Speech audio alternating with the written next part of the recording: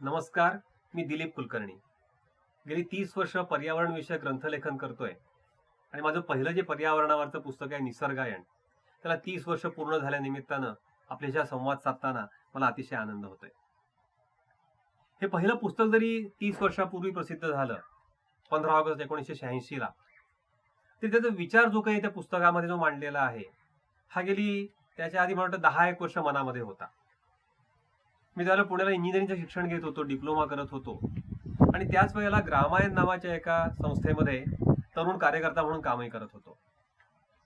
आणि हे ग्रामायणचं काम करत असताना कुठेतरी एक समाज, त्याच्या समस्या, त्याकरता तरुण म्हणून मी काय करू शकतो, काय केलं पाहिजे, असे काही विचार हळूहळू मनामध्ये तयार व्हायला लागले. ह्या ज्या सगळ्या समस्या आजच्या आपल्या पुढच्या आहेत, ह्या त्यावेळेला फार मोठ्या एवढ्या तीव्र नव्हत्या. विशेषतः मी जेव्हा पर्यावरणाच्या समस्यांचा विचार करतो त्याला असं लक्षात येतं की हा साधारणपणे 80च्या सुमारासचा जर काळ पाहिला तर पर्यावरण शब्दही फारसा प्रचारामध्ये नव्हता. किंवा या समस्या आपण आज ज्या तीव्र स्वरूपामध्ये मोठ्या स्वरूपात ज्या पाहतो त्याही तेवढ्या तीव्र नव्हत्या, मोठ्या नव्हत्या. वन तुटतं आहे ही एक समस्या त्यावेळेला प्रचारामध्ये होती की ऐकिवात यायची. हरित क्रांतीमुळे होणारं शेतीचं नुकसान ही समस्या होती. औद्योगिक प्रदूषण, तरी विकास त्याला कमी होता तरी काही प्रमाणात हे प्रदूषण होत होतं, ती समस्या होती. पण मतप्रवाह असा होता तज्ञांच्या मध्ये की या सगळ्या समस्या तांत्रिक आणि व्यवस्थापकीय स्वरूपाच्या आहेत आणि आपण जर याला तांत्रिक आणि व्यवस्थापकीय उत्तरं दिली तर या समस्या सुटून जातील, काही अडचण नाहीये. थोडा खोल विचार करता मला असं वाटलं की असं नाही होणार आहे. एकूणच पर्यावरणाच्या समस्या ह्या इतर समस्यांपेक्षा वेगळ्या काढता येणार नाहीत असं मला पहिल्यापासून वाटत होतं. व्यक्तीच्या स्तरावरती काही समस्या आहेत, कुटुंबांच्या स्तरावरती काही समस्या आहेत, समाज, राष्ट्र, आंतरराष्ट्रीय संबंध या स्तरांवरती समस्या आहेत आणि आता जर पर्यावरणाच्या म्हणजे निसर्गाच्याही स्तरावरती काही समस्या आहेत. आणि थोडासा विचार केल्यानंतर, काही अभ्यास केल्यानंतर मला असं जाणवलं की सगळ्या समस्यांचं मूळ जे काही आहे, अगदी सगळ्या तरी प्रायः सगळ्या आपण म्हणूया, हे मूळ जे काही आहे हे व्यक्तींचे वाढणारे उपभोग, माणसाचा जो उपभोग वाढतो आहे त्यामध्ये या सगळ्या समस्यांचं मूळ आहे असं मला जाणवलं. आणि त्या मुद्द्यावरती जोपर्यंत आपण काही उत्तर देत नाही तोवर या समस्या सुटणार नाहीत असं मला वाटलं. समस्या सुटायला जर हव्या असतील तर केवळ व्यवस्थापकीय किंवा तांत्रिक उत्तरांनी भागणार नाही, तर तत्वज्ञानात्मक काही उत्तर दिली पाहिजेत. जीवनदृष्टी चुकीची बनलेली आहे ती बदलायला पाहिजे आणि मग जी जीवनशैली चुकीची बनलेली आहे ती आपोआप बदलेल, जीवनदृष्टी बदलली की, असं माझं मत झालं. अभियांत्रिकीचं शिक्षण संपल्यानंतर मी त्याला टेल्कोत नोकरी करत होतो आणि त्या सुमारास सगळे विचार जे काही आहेत, समाजाच्या समस्या कशा सोडवता येतील, आपल्या पुढच्या समस्या कशा सोडवता येतील, हे मनामध्ये येत होते. आणि त्याच वेळेला हा निसर्गायण शब्द मनामध्ये रुंजी घालायला लागलेला होता. ते माणसाने उपभोग घ्यायला हरकत नाही, शेवटी कुठे जन्म आलेल्या प्राण्याला उपभोग घ्यावेच लागतात. पण हे उपभोग घेताना निसर्गाची हानी न करता निसर्गाचं चक्र पुढे कसं चालू राहील हे बघणं, हे मला वाटतं माणसाचं कर्तव्य आहे. आणि त्यामुळे आपले उपभोग जे आहेत हे निसर्गाच्या मर्यादांचा आदर करून त्याच्या कामामध्ये त्याला मदत करणारे असे हवेत. दुसऱ्या बाजूने मला असं नेहमी जाणवायचं की माणसापाशी काही एक विशेष अशी क्षमता आहे की जी इतर कुठल्याही प्राण्यांमध्ये नाही, कीटकांमध्ये नाही, पशूंमध्ये नाही, जलचरांमध्ये नाही, कुणातही नाही. ती म्हणजे प्रचंड बुद्धिमत्ता. आपण या संपूर्ण पृथ्वीच्या पर्यावरणाचा त्रयस्थपणे विचार करू शकतो, त्याकडे त्रयस्थपणे पाहू शकतो, ही गोष्ट खरीच आहे. फक्त आज दुर्दैवानं असं होतं की हा आपण त्रयस्थपणे विचार करत असताना आपण सगळ्या पृथ्वीचं शोषण करतो आहोत. त्याचे उलट काहीतरी घडलं पाहिजे की निसर्गात नैसर्गिक आपत्तींमुळे ज्या काही समस्या निर्माण होतील, मग त्या महापुरामुळे असोत, सुनाम्यांमुळे असोत, वणव्यांमुळे असोत, ज्वालामुखींमुळे असोत, ह्या समस्या निर्माण ज्या काही होतात त्या दुरुस्त करण्याकरताही निसर्गाकडे त्रयस्थपणे पाहणं, एकात्मपणे पाहणं हे माणसाला शक्य आहे आणि ते माणसानं काम केलं पाहिजे. आणि हा विचार मनात आल्यावर मला असं वाटायला लागलं की टेल्कोची नोकरी जी काही होती ही आपण आता थांबवावी, वेगळं काहीतरी करावं आणि हे विचार लिहून काढावेत असं एक मनामध्ये फार तीव्रतेने येत होतं. पर्यावरणासंबंधी हे जे काही वाटत होतं ते थोडंसं व्यक्तिगत स्वरूपाचं होतं. तर त्याची समाजमान्य अशी काही त्याला मान्यता मिळायला हवी असेल तर त्याची वस्तुनिष्ठ मांडणी होणं आवश्यक होतं आणि त्याकरता काही अभ्यास, पुरावे ह्यांची गरज होती. आणि माझ्या सुदैवानं 1980 ते 1983 ह्या काळामध्ये असा अभ्यास करण्याची संधी मला 2-3 ठिकाणी मिळाली. पुण्यात आमच्या शेजारी हरिभाऊ देसाई नावाचे एक बडोद्याहून निवृत्त होऊन आलेले शिक्षक राहायचे. त्यांच्याकडे भारतीय तत्वज्ञानाचा अभ्यास झाला. 1982 मध्ये भावाकडे गेलो होतो अमेरिकेला, त्या ठिकाणी फ्रिट्योफ काप्रा यांच्यासारखे लेखक मिळाले. की ज्यातून विज्ञान, त्यातलं जुनं प्रतिमान, देकार्तीय प्रतिमान, नवप्रतिमान ह्यांची माहिती झाली. 1983च्या डिसेंबरामध्ये विवेकानंद केंद्र जे कन्याकुमारीला आहे तिथल्या योग शिबिराला गेलो होतो. त्या ठिकाणी आनंद मीमांसा किंवा तत्वज्ञानाची एक आणखीन वेगळी बाजू, सामाजिक ज्याचा काही आशय आहे अशी बाजू, ह्यांचा सगळ्याचा अभ्यास झाला.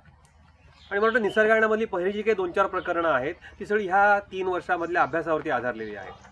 चक्र, सहस्र सूर्यांचा प्रकाश, अंगणात झाडं कैवल्याचे, आनंद मीमांसा, ही सगळी प्रकरणं जी आहेत ती ह्या सगळ्या अभ्यासावरती अशी आधारलेली आहेत. आणि टेल्कोची नोकरी सोडल्यानंतर मग लिखाणाच्या कामाला मी लागलो. मला वाटतं 1984 मधली ही गोष्ट आहे. आणि 84-85 या काळामध्ये हे सगळे विचार मी या ग्रंथामध्ये उतरवले आणि 86 मध्ये हा ग्रंथ जो काही आहे हा प्रसिद्ध झाला. निसर्गायण 1986 मध्ये प्रसिद्ध झाला. आणि त्यानंतर मला असं वाटतं की निसर्गायण हे आपलं एक मिशन स्टेटमेंट, ध्येयोक्ती आहे. त्याविषयी खूप काही मला सांगायचं होतं, पण गमत अशी की त्यावेळेला मी विवेकानंद केंद्राचं काम करत होतो आणि त्या कामातनं काही लिखाणाला सवड मिळेना. शेवटी 1993 मध्ये आम्ही पंचनदी जे आहे दाभोळजवळ, तिथे जेव्हा कोकणामधल्या खेड्यामध्ये आलो तेव्हा ठरवलं की आता आपण लिखाणाला पुन्हा सुरुवात करायची. आणि पहिल्याच वर्षभरामध्ये 2 चांगली पुस्तकं प्रसिद्ध झाली. हसरे पर्यावरण हे मुलांसाठीचं आणि दुसरं दैनंदिन पर्यावरण. हसरे पर्यावरण हे मुलांसाठीचं आहे पुस्तक संवाद शैलीमधलं आहे. हे संवादरूपी शैलीमध्ये लिहिणं मला काही अवघड वाटत नव्हतं, कारण त्यापूर्वी माझी वैदिक गणितावरची पहिली 4 पुस्तकं जी आहेत त्याच्या संवाद शैलीमधली आहेत. विषय ही नवीन नव्हता, कारण निसर्गामध्ये विषय मांडलेला होता, तोच मला मुलांकरता मांडायचा होता. आणि खूप चांगलं झालं पुस्तक असं मला वाटलं. ज्या पर्यावरणाच्या मूलभूत संकल्पना आहेत त्या चांगल्या तऱ्हेने त्यामध्ये मांडता आलेल्या आहेत.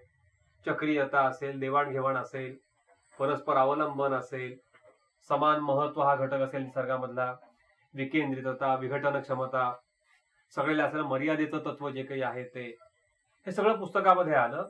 आणि मुख्य म्हणजे आपण हे सगळं तत्व आचरणामध्ये आणण्याकरता काय करू शकतो हाही भाग आला. हे पुस्तक चांगलं झालं एक वेळ मला वाटलं असं नाही. त्याच्यावरती अभिप्राय जे काही 2-3 आले त्यामध्ये असं म्हटलं होतं की पुस्तक मुलांसाठी जरी असलं तरी मोठ्यांनाही ह्या सगळ्याची ह्या तऱ्हेनं माहिती नसते, तर मोठ्यांनी हे वाचावं. मला वाटतं या पुस्तकाचं यश त्यामध्ये आहे की मूलभूत संकल्पना फार चांगल्या रीतीने हे स्पष्ट करतं. दुसरा जो पुस्तकाचा विषय मनामध्ये होता तो म्हणजे एखादं व्यावहारिक अशा तऱ्हेचं की मार्गदर्शन करणारं पुस्तक. कारण झालं असं की निसर्गायण वाचला अनेकांनी, पण त्याचे म्हणणं असं होतं की हे सगळं तात्विकदृष्ट्या ठीक आहे, पण म्हणजे मी प्रत्यक्षामध्ये नेमकं काय करायचं, आणि प्रत्यक्षामध्ये त्यांना काय करा आणि काय टाळा ह्या दृष्टीने जे काही सांगणं आवश्यक होतं असं एक पुस्तक आवश्यक आहे. डूज अँड डोंट्स आपण इंग्रजीमध्ये म्हणतो अशा तऱ्हेचं पुस्तक. आणि पुस्तकाची संकल्पना मला तयार होतीच.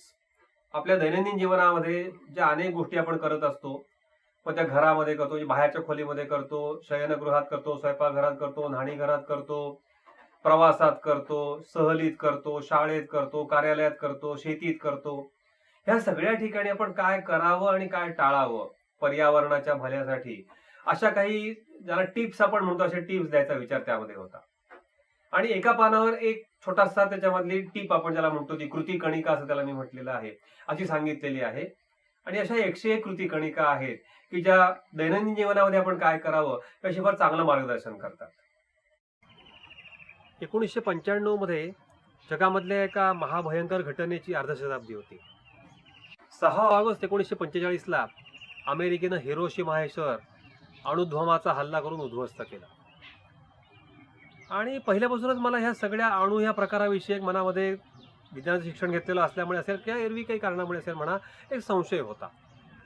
अणु हा अतिशय चांगला आहे, ज्यामध्ये खूप ऊर्जा आहे, तो खूप उपयोगी पडेल वगैरे सांगितलं जातं, पण हा थोडासा घी देखा लेकिन बडगा नाही देखा असा प्रकार असं माझं मत होतं. आणि जो 10-15 वर्ष मी याविषयीचं वाङ्मय संकलित करत होतो. रस्त्यावरती फुटपाथवर पुस्तक दिसलं ते घेतलं, टाइमचे अंक जुने मिळायचे कुठे ते विकत घेतले, असं करून मी याविषयीची माहिती संकलित केलेली होती. आणि माझ्या मनात जे काही चित्र येत होतं अणुविषयीचं, हे अत्यंत एक महाभयंकर घातक अशी गोष्ट आहे अणु ही, अशा तऱ्हेनं येत होतं. आणि मग ह्या निमित्तानं हिरोशिमावरच्या हल्ल्याच्या अर्धशताब्दीच्या निमित्तानं हा विषय पुढे मांडावा असं मनामध्ये आलं. आणि त्यातून अणुविवेक हे पुस्तक साकार झालं. त्यामध्ये अणूची घातकता 3ही प्रकारांमध्ये कशी आहे हे सांगितलेलं आहे. अण्वस्त्र घातक आहेत, सगळेजण जाणतात. अणु चाचण्याही घातक आहेत, हे सगळेजण जाणतात. पण अणुवीज काहीतरी फार चांगली गोष्ट आहे, मानवाच्या कल्याणाकरता ही गोष्ट आपल्याला परमेश्वरानं बहाल केलेली आहे, असं काहीतरी भ्रम आपल्या मनामध्ये असतो. ती अणुवीजही किती घातक आहे सगळ्या दृष्टींनी, हे या पुस्तकामध्ये मी सांगितलेलं आहे. मगाशी मी सांगितलं की विकास हा विनाशक आहे हे खूप वर्षापूर्वीपासून माझ्या मनात होतं, निसर्गाने येण्याच्या आधीपासून. म्हणजे आठवतं 1981 मधला तो मोठामधला लेख, विनाशाची बीजे घेऊन येणारा विकास. तेव्हापासून ही संकल्पना मनात होती की आजचा विकास जो काही आहे हा योग्य नाही आहे. निसर्गायनामधल्या नवनाथ प्रकरणामध्ये याचा काही एक उहापोह झालाच. आणि मी जवळजवळ नंतर 10 वर्षांनी त्यानंतर सम्यक विकास हे पुस्तक मी लिहिलं, की ज्यामध्ये विकासाचं प्रचलित प्रतिमान किंवा संकल्पना नेमकी काय आहे, ती कशी चुकीची आहे, ती कशी घातक आहे, व्यक्ती, कुटुंब, समाज, राष्ट्र आणि पर्यावरण या पाचही स्तरांवरती समस्या कशी निर्माण करते आहे आणि अंतिमतः ही सगळ्याला विनाशाकडे कशी नेणार आहे. आणि मला पर्याय म्हणून जी संकल्पना पुढे मांडली मी म्हणलं सम्यक विकास. सम्यक याचा अर्थ सर्व दृष्टीने योग्य. बौद्ध तत्वज्ञानामधला हा शब्द आहे सम्यक विकास. या विकासामध्ये व्यक्तीचाही विकास होतो आणि त्याचबरोबर अन्यही स्तरांवरती विकास होतो. आज जर आपण पाहिलं तर उपभोग वाढीशी आणि उत्पादन वाढीशी विकास ही संकल्पना जोडली गेलेली आहे.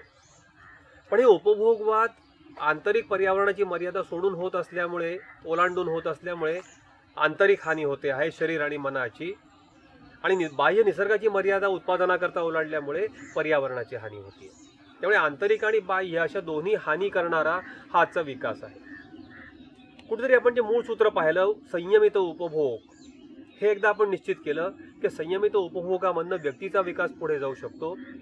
शारीरिक, मानसिक, बौद्धिक आणि आध्यात्मिक हे झाले 4 आंतरिक विकासाचे आयाम. आणि त्याचबरोबर ह्या सम्यक विकासाचे अन्य आयाम आहेत 4, ते बाह्य विकासाचे आहेत. कौटुंबिक, सामाजिक, राष्ट्रीय आणि पर्यावरणिक. या 8ही स्तरांवरती विकास होणं म्हणजे खरा सम्यक विकास, ही संपूर्ण विकासाची प्रक्रिया आहे. आणि या सगळ्या प्रक्रियेचा केंद्रबिंदू जो आहे तो पण व्यक्तीचे उपभोग किती हा आहे.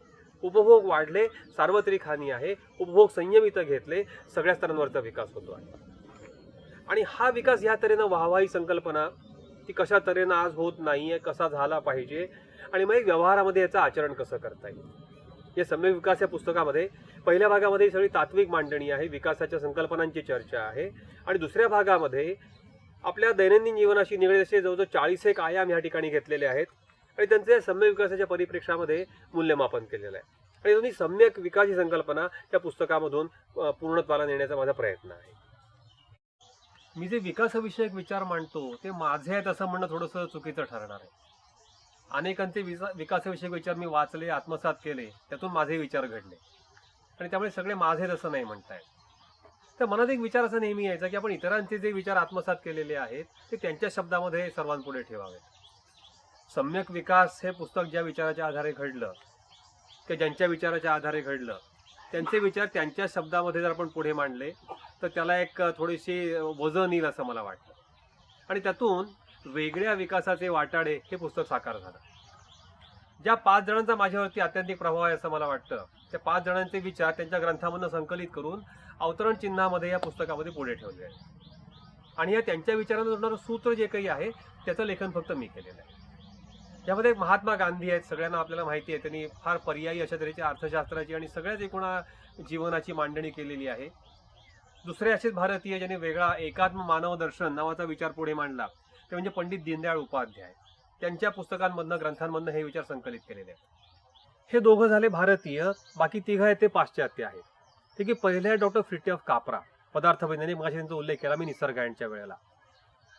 दुसरे जे तज्ज्ञ आहेत ते आहेत E.F. शूमाकर. मुळामधले हे अर्थतज्ञ, अर्थशास्त्र आणि तंत्रज्ञान याविषयी त्यांची खूप चांगली पुस्तकं आहेत.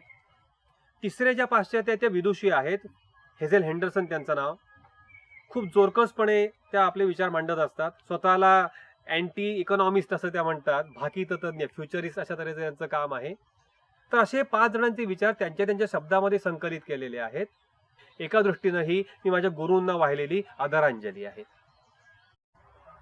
विकासाच्या एकूण विचारामध्ये आरोग्याचं एक फार मोठं स्थान आहे. किंवा संपूर्ण विकासाचा विचार आहे हा एक सर्वांगीण आरोग्याचा विचार आहे असंही म्हणता येईल. आज आपण जे आरोग्य किंवा त्या संबंधामध्ये काही स्वास्थ्याविषयी बोलतो तेव्हा शारीरिक रोगांचा अभाव अशी एक आपली कल्पना आरोग्याची असते की मला शारीरिकदृष्ट्या काही व्याधी नाहीत म्हणजे माझा विकास होतोय की मी सुस्थित आहे किंवा स्वस्थ आहे, असं नसतं. शारीरिक बरोबर मानसिकही व्याधींचा विचार करावा लागतो. सध्या आपण पाहतो की शारीरिक आजारांवरती आपण नियंत्रण मिळवलंय, पण मानसिक व्याधींचा विस्फोट झालाय. विशेषतः ताणजन्य व्याधी ज्या आहेत, स्ट्रेस इंड्यूस एलिमेंट्स, यांचा फार स्फोट झालेला आहे. व्यक्तीच्या स्वास्थ्यावरती परिणाम करणारे कुटुंब, समाज आणि राष्ट्र हे देखील त्या एकूण व्यापक आरोग्याच्या संकल्पनेचा एक भाग असतात. आणि त्यामुळे स्वास्थ्याचा किंवा आरोग्याचा विचार करताना तो एकात्मपणे करावा लागतो. व्यक्ती, कुटुंब, समाज आणि पर्यावरण सगळ्यांच्या स्वास्थ्याचा विचार आपल्याला करावा लागतो. आणि गंमत अशी आहे की सूर्य ह्या एका गोष्टीशी हे सगळं स्वास्थ्य जोडलेलं आहे. आपली जीवनशैली सूर्याशी जोडलेली असेल तर व्यक्तीला शारीरिक मानसिक स्वास्थ्याची प्राप्ती होऊ शकते. आणि जर आपली विकास नीती सूर्याशी जोडलेली असेल तर आपल्याला पर्यावरणाच्या स्तरावरती स्वास्थ्य लाभ होऊ शकतो. आणि असा हा स्वास्थ्याचा एकात्म विचार या सौर आरोग्यामध्ये केलेला आहे. सध्याच्या व्यवस्थेत काय चूक आहे, सध्याच्या जीवनशैलीमध्ये काय चूक आहे, सध्याच्या विकास नीतीमध्ये काय चूक आहे, ह्याच्या दोन्हीचं परीक्षण ह्यामध्ये केलेलं आहे. आणि ह्या दोन्ही दृष्टीने योग्य काय परिस्थिती असली पाहिजे, योग्य दिशा असली पाहिजे हे सांगितलेलं आहे. त्याच विचारधारेमधलं एका वेगळ्या अंगाने या सगळ्याकडे पाहणारं असं हे पुस्तक आहे. निसर्गायण प्रसिद्ध झालं 1986 मध्ये. आणि कशी कोणास ठाऊक त्याची एक प्रत गोंड्याला नानाजी देशमुखांपर्यंत पोहोचली. केव्हा पोहोचली मला माहीत नाही, पण 1995 मध्ये आम्ही त्याला पंचनदीमध्ये राहत होतो. पुण्यातल्या एका मित्राबरोबर निरोप आला की दिलीप तुला नानाजींनी भेटायला बोलावले, पुण्याला ते दादा जोशींकडे आहेत, तिथे जाऊन त्यांना भेट. तर भेटायला गेलो तर त्यांनी खूप चांगलं निसर्गांचं कौतुक केलं. मला फार भरून पावलं. मी नानाजींसारख्या एखाद्या ज्येष्ठ कार्यकर्त्यानं आणि विचारवंतानं निसर्गांचं कौतुक करावं. नानाजी म्हणले, दिलीप मी मराठी, हिंदी, इंग्रजीमधली खूप पुस्तकं पर्यावरणावरची वाचली आहेत, पण असं दुसरं पुस्तक माझ्या पाहण्यात नाही. मी अक्षरशः भरून पावलो आहे त्यांचं म्हणणं ऐकून. पुढे ते म्हणले की दिलीप हे पुस्तक तू इंग्रजीमध्ये कर. हा विचार जो काही आहे, ज्या तत्वज्ञानाच्या आणि विज्ञानातल्या आधुनिक सगळ्या ज्ञानाच्या आधारे तू विषय पुढे मांडलायस, हा इंग्रजीमधनं सगळ्या जगापुढे जायला हवा, किंवा तू इंग्रजीमध्ये भाषांतर कर ह्याचं. पण त्याप्रमाणे त्या ग्रंथाचं भाषांतर मी केलं आणि विवेकानंद केंद्रानं आहेट टू नेचर या नावानं ते प्रकाशित केलेलं आहे. असं दुसरं इंग्रजी पुस्तक मी लिहिलंय. छोटी पुस्तिका आहे ती. रामभाऊ माळगी प्रभूंनी जे कार्यकारी संचालक त्यावेळेचे विनय सहस्रबुद्धे हे माझे जवळचे परिचित. त्यांना हिंदुत्वाची पर्यावरणाच्या अंगानं मांडणी करणारी एक व्याख्यान हवं होतं आणि ते व्याख्यानाची ते पुस्तिका करणार होते. त्याप्रमाणे मी व्याख्यानही दिलं आणि नंतर ते सॅफ्रन थिंकिंग ग्रीन लिव्हिंग ह्या नावानं प्रकाशित झालं, की ज्यामध्ये हिंदुत्वाचा पर्यावरणीय जो काही आयाम आहे तो मी पुढे ठेवलेला आहे. वैचारिक मांडणी अनेक पुस्तकांमध्ये केलेली होती, पण अनुभव असा यायचा की लोकांना वैचारिक वाङ्मय फारसं वाचायला आवडायचं नाही, जड असतं, त्यामुळे नको वाटतं. आणि त्यामुळे थोडंसं ललिता अंगानं काही मांडणी या सगळ्या विषयाची करता येईल का, एखाद्या कथेच्या किंवा कादंबरीच्या रूपानं, असा एक विचार बरीच वर्ष मनामध्ये होता. मी तशा तऱ्हेचं ललित लिखाण फारसं केलेलं नाहीये कधी, आणि त्यामुळे थोडंसं कसं करता येईल, मला ते जमेल कसं याविषयी धाकधुकी मनामध्ये होती. म्हटलं प्रयत्न तर करून पाहूया, म्हणून ते कादंबरीच्या रूपानं हा विषय मांडायला सुरुवात केली. म्हणजे म्हटलं तर मुळामध्ये विकासाची संकल्पना हाच विषय आहे, पण थोडासा ललिता अंगानं, पण हलका फुलका अशा पद्धतीनं संवादात्मक शैलीमध्ये हा मांडलेला आहे. 1993 पासून 2000 पर्यंत जवळजवळ दरवर्षी एक पुस्तक झालं. त्या पुस्तकाचं लिखाण एकीकडे चालूच होतं, पण मनामध्ये असं यायचं की पुस्तकामध्ये आपण एक विषय 100-150 पानामध्ये मांडतो विस्तृतपणे, पण अनेक विषय असे असतात की ज्यावरती एवढं लिहिण्याची काही शक्यता नसते. छोटे छोटे विषय असतात, पण सातत्यानं त्याविषयी काहीतरी उद्बोधन केलं गेलं पाहिजे. विकासाच्या योग्य संकल्पनेच्या आधारे त्या घटनांचं, गोष्टींचं परीक्षण केलं गेलं पाहिजे. आणि असे विषय मांडण्याकरता पण एक वेगळं माध्यम आवश्यक वाटत होतं. आणि त्यामुळे 2001 मध्ये डिसेंबरमध्ये गतिमान संतुलन या मासिकाची सुरुवात केली. छोटं मासिक आहे, 4च पानाचं, अर्धदैनिक आकाराचं, टॅबलॉइड आकारामधलं मासिक असतं. आणि त्यामध्ये गेल्या 15 वर्षामध्ये अनेक विषय मी स्वतः मांडले, इतर अनेकांनी मांडले, अनेक लेखमाला त्यामधनं झाल्या. आणि आजही मला फार अभिमानानं सांगावं असं वाटतं की 15 वर्ष नियमितपणे हे मासिक प्रसिद्ध होतंय. त्यात खंड कुठलाही नाही, व्यावसायिक निष्ठा पूर्णपणे जपलेली आहे. आणि एक पैशाची ही देणगी किंवा जाहिरात न घेता केवळ 30 रुपये वार्षिक वर्गणीमध्ये गेली 15 वर्ष हा अंक लोकांना नियमितपणे मिळतात. यामध्ये अनेक लेखमाला अशा प्रसिद्ध झाल्या की ज्याला स्थायी महत्व होतं. स्वामी संतुलन प्रकाशन या माध्यमामधनं अशा लेखमालांच्या छोट्या पुस्तिका कराव्यात अशी कल्पना मनामध्ये आली.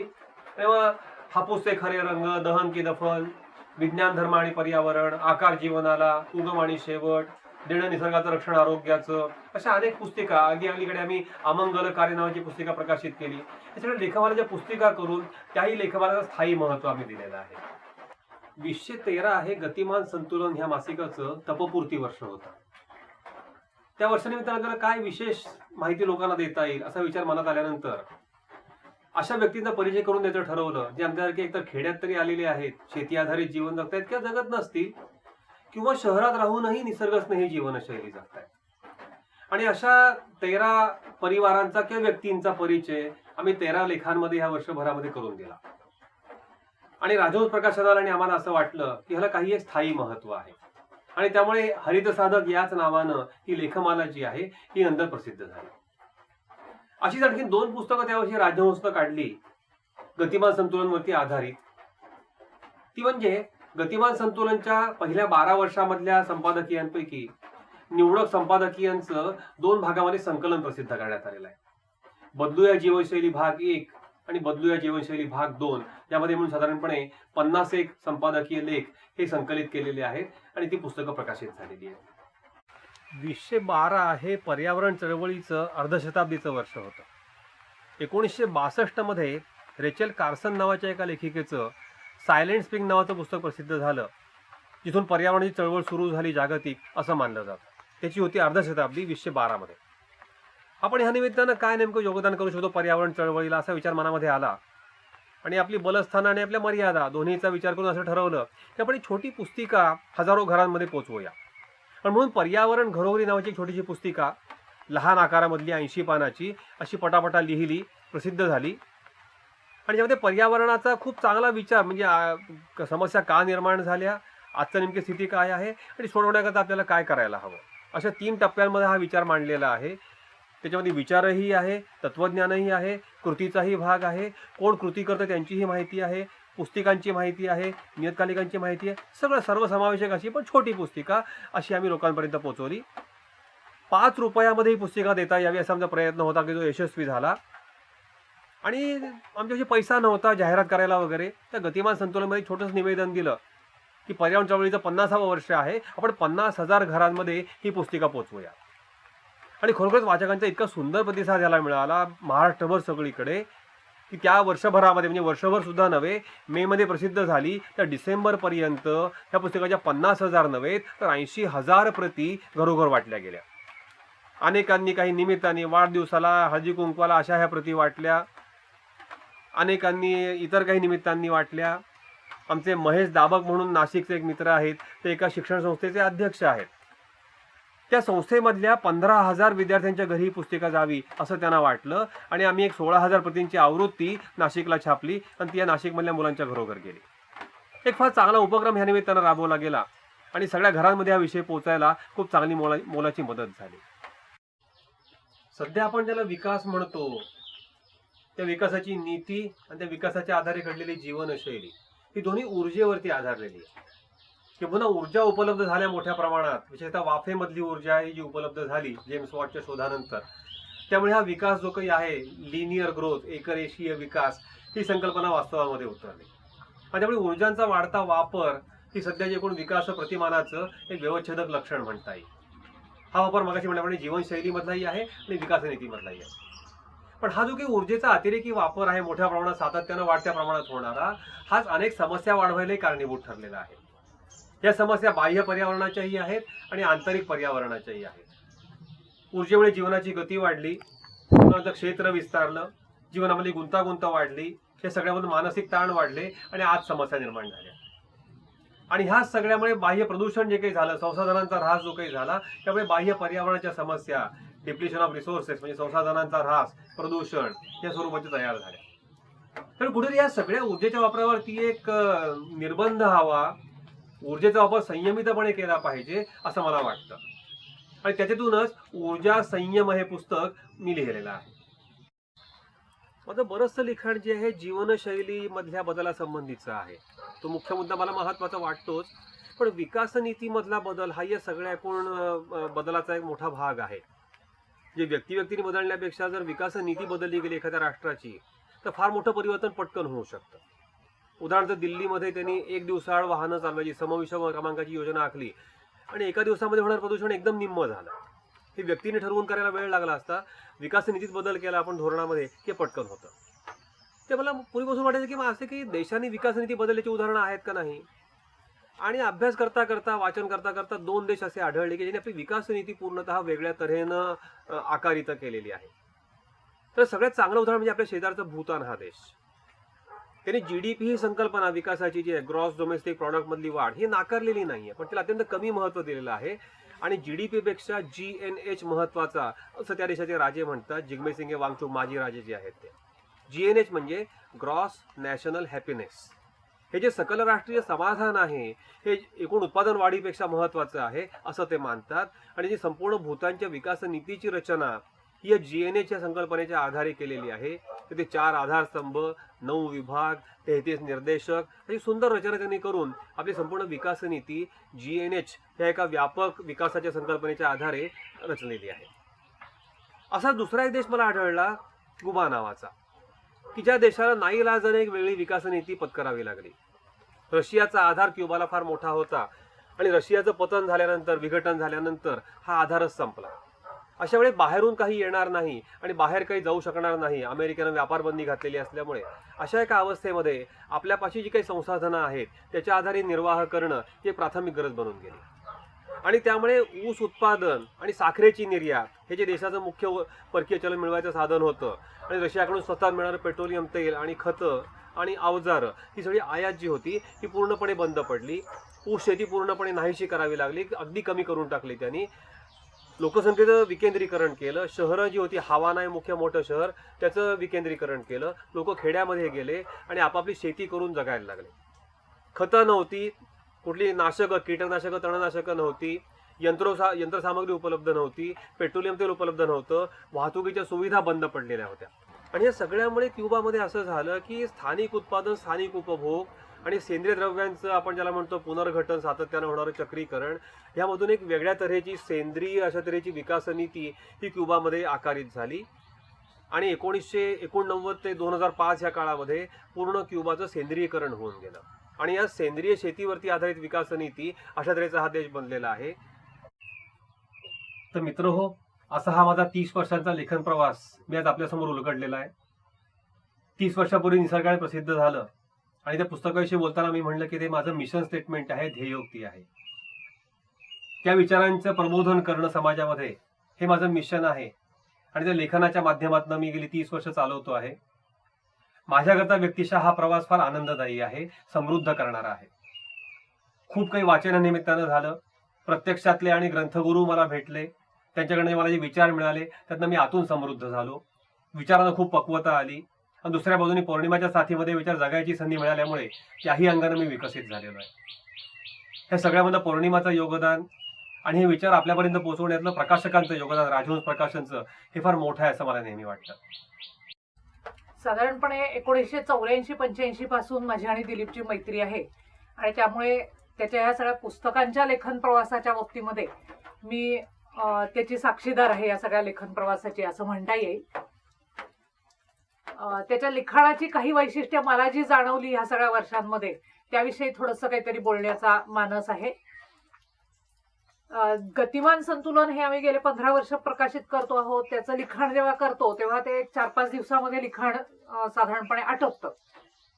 पण जेव्हा पुस्तकाचं लिखाण करत असतो तेव्हा 2-3 महिने ती प्रक्रिया चालू असते. आधी विचार चालू असतात, मग प्रत्यक्ष लिखाण सुरू होतं.